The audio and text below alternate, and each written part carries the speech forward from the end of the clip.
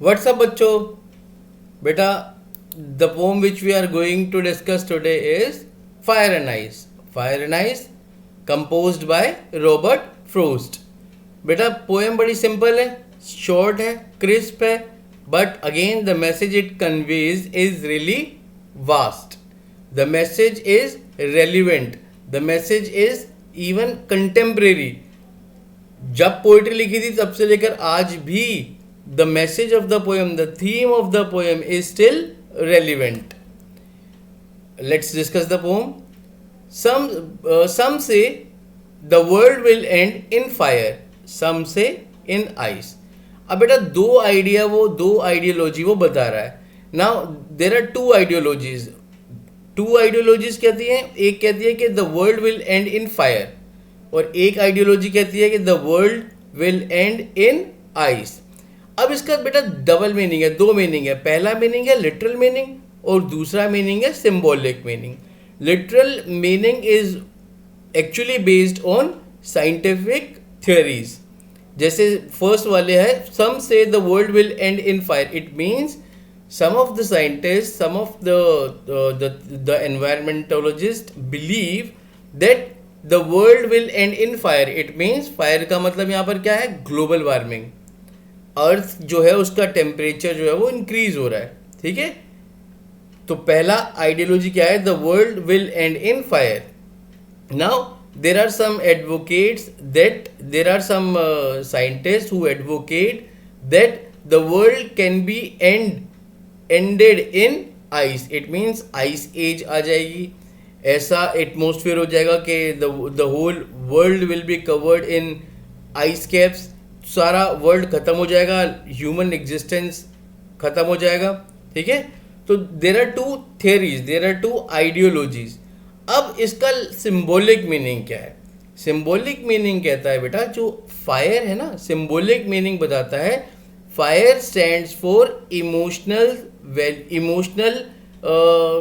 Aspects of life. There are some emotional aspects, कुछ ऐसी emotions हैं जो वर्ल्ड को डिस्ट्रॉय कर सकती हैं. वो इमोशन क्या है?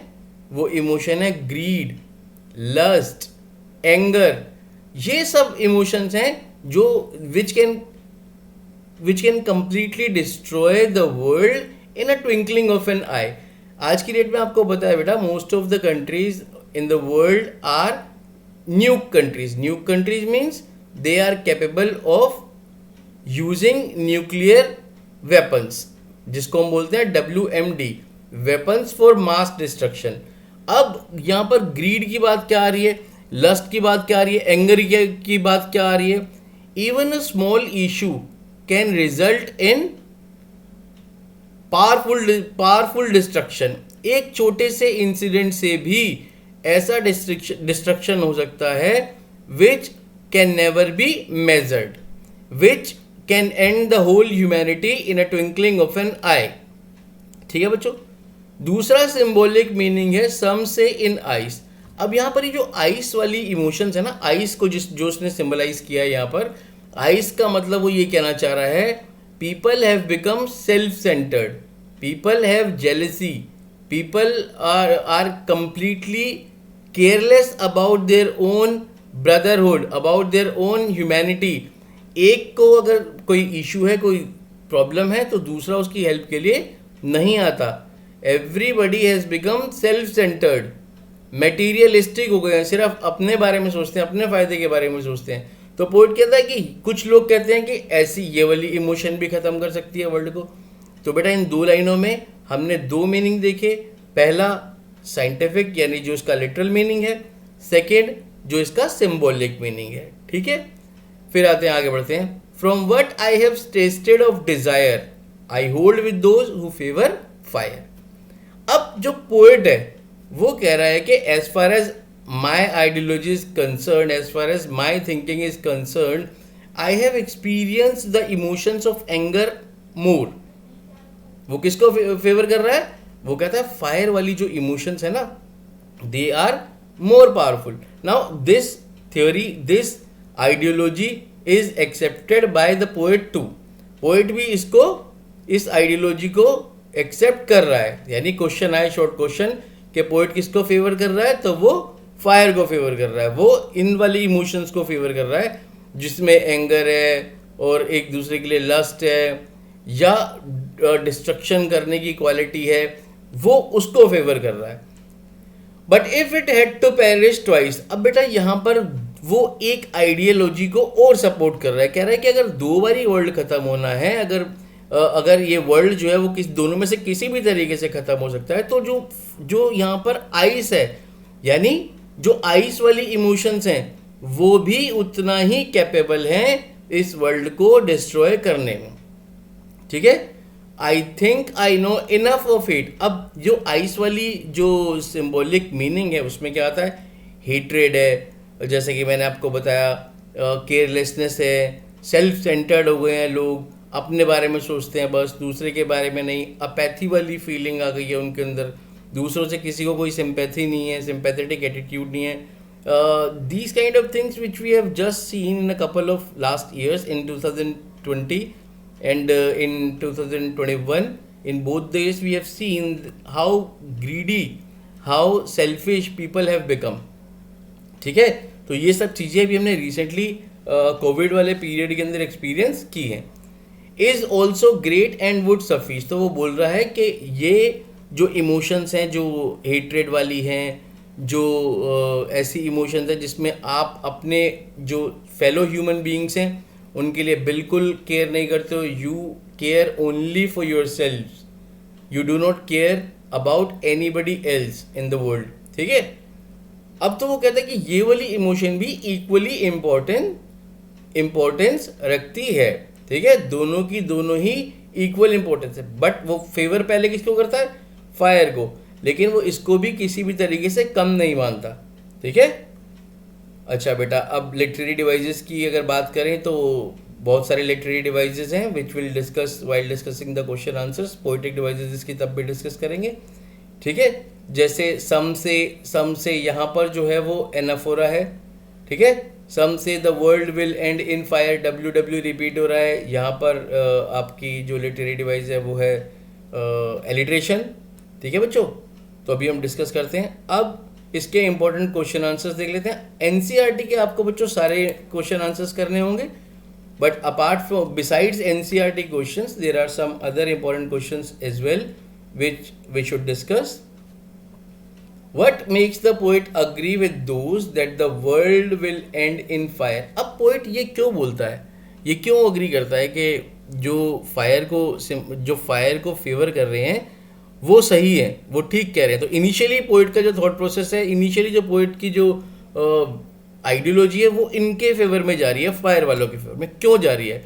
बिकॉज वो बोलता है कि उसने खुद एक्सपीरियंस किया है, उसने देखा है लोगों के अंदर ये फीलिंग्स।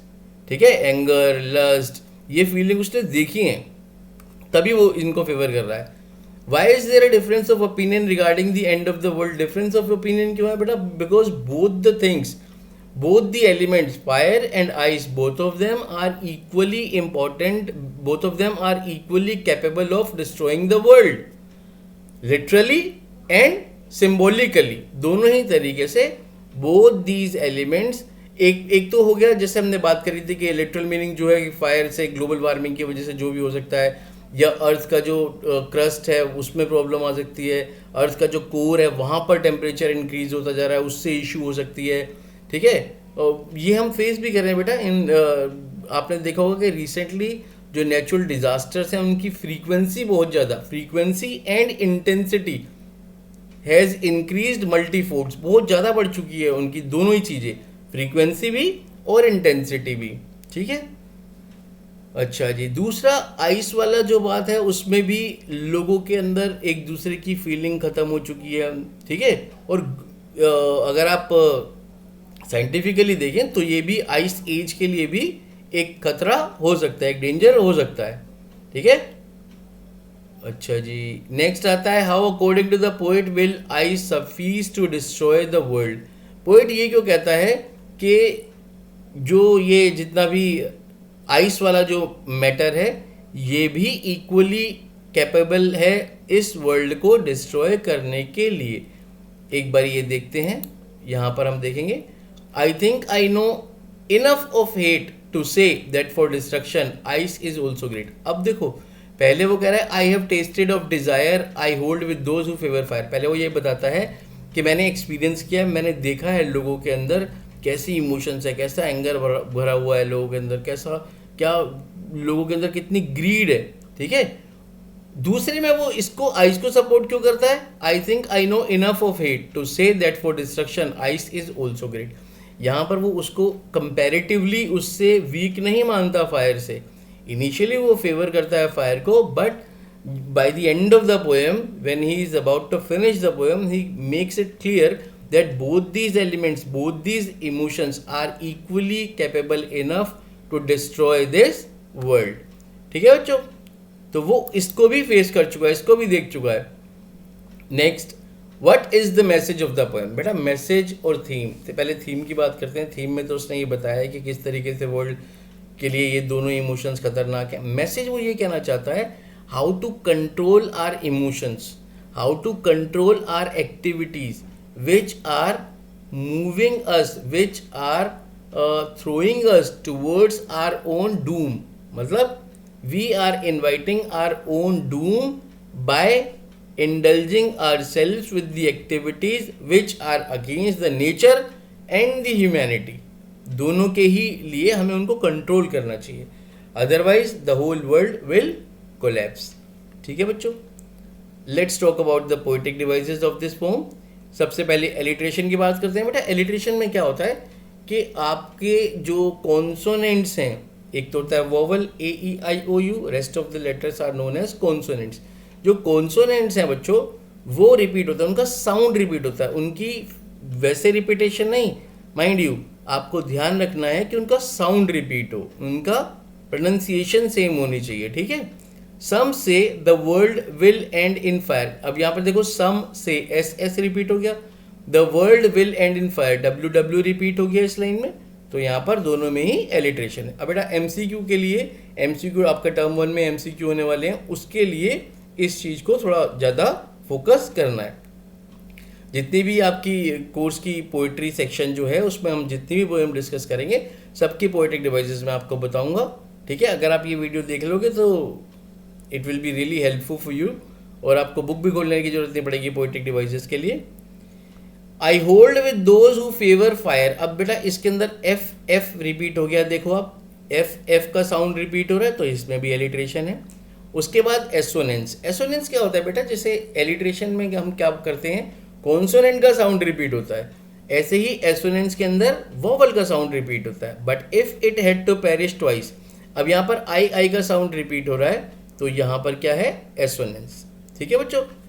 फिर आता है anaphora. Anaphora is also a part of repetition. देखो बेटा ये सारी चीज़ें रिपीटेशन की ही पार्ट होते हैं, alliteration, assonance, anaphora, consonance, all of these are part of repetition, बस उसकी एक ये सब ब्रांचेस हैं। तो ऐसे ही एनाफोरा। एनाफोरा में क्या होता है बच्चों, जैसे ये हमारी पोएम है, इसके अंदर some say the world will end in fire, some say in ice. तो ये जो some say continuously it is repeated in 2 lines. In next line, जब एक से ज़्यादा लाइनों के अंदर initially a couple of words और some phrase are repeated with the idea behind putting more emphasis on that thought process, तब यहाँ पर एनाफोरा होता है, ठीक है, ज़्यादा स्ट्रेस देने के लिए, ज़्यादा एम्फेसाइज करने के लिए। Some say the world will end in fire, some say in ice. Actually 10th के कोर्स में, आपके कोर्स में you will see lots of examples of anaphora, ठीक है बेटा। एक इसके अंदर एंजेममेंट भी है। एंजेममेंट आपने देखा होगा, अगर आपने मेरा डस्ट ऑफ स्नो का वीडियो देखा है उसमें भी एंजेममेंट था, इसमें भी है, ठीक है। जैसे यहाँ से आप देखिए फायर से आइस, नेक्स्ट लाइन में जाने में कोई भी पंचुएशन मार्क यूज नहीं हो रहा। तो when the poet moves from one line to the next line without the use of punctuation mark, it means यहाँ पर कौन सी लिटरेरी डिवाइस है, एंजेममेंट। ऐसा किस लिए, क्योंकि वो थॉट प्रोसेस को कंटिन्यू कर रहा है, वो उसमें ब्रेक नहीं ला रहा, ठीक है बच्चों। इस लाइन में देखिए डिजायर और फायर के बीच में यहाँ पर कोई पंचुएशन मार्क नहीं है, ठीक है। यहाँ हेट के बाद आइस में, ग्रेट में कोई पंचुएशन मार्क नहीं है, ठीक। अच्छा जी, एनाफोरा हो गया। Symbolism. Fire is symbolic of emotions of anger, lust, greed, and ice is symbolic of hatred, indifference, apathy and jealousy. ये बेटा क्वेश्चन आपका आ सकता है एमसीक्यू में भी कि out of these four which is not a symbol of fire. तो मान लो ये एंगर, लस्ट, ग्रीड दे दिया, एक हेट्रेड दे दी, तो आपको हेट्रेड को सेलेक्ट करना है कि ये आइस का सिंबॉलिक है, फायर का नहीं। ठीक है। एंजॉयमेंट मैंने आपको बता दिया है। इमेजरी, हाँ इमेजरी क्या होता है बेटा, जो हमारे जो सेंस ऑर्गन्स होते हैं ना उनको एवोक करती है। जैसे fire and ice evoke the picture of the world engulfed in fire और कवर्ड विद डेडली आइस। बड़ा पिक्चरस्क एक हमारे सामने ऐसा लगता है कि if we are watching these things happening in front of us, और ये हमारे अंदर एक फीलिंग एक इवोक करती है, जनरेट करती है, जिससे हमें लग रहा है कि world is going to end either in fire और covered with deadly ice. In either of the ways the end is sure to happen. ठीक है बच्चों, ये इस पोएम के अंदर आपको बताया है। अब एनसीईआरटी क्वेश्चंस भी आप कर लें। अगर if you still do not have if you still are unable to answer any of these questions, not these questions but apart from these questions there may be so many other questions. If you search the net, if you search various sample papers, तो there will be many questions, वो आपको लगेगा कि ये difficult हैं। अगर ऐसे कुछ questions होते हैं you can ask me in the comment box, I'll answer all such questions। ठीक है बेटा, I hope वीडियो आपको अच्छी लगी और ये पोएम जो है क्लियर है। ठीक है, सिंबॉलिक मीनिंग है, सारे सिंबल मैंने आपको बता दिए हैं। और मिलते हैं अब नेक्स्ट वीडियो में विद सम अदर पोएम और any other chapter. Till then bye.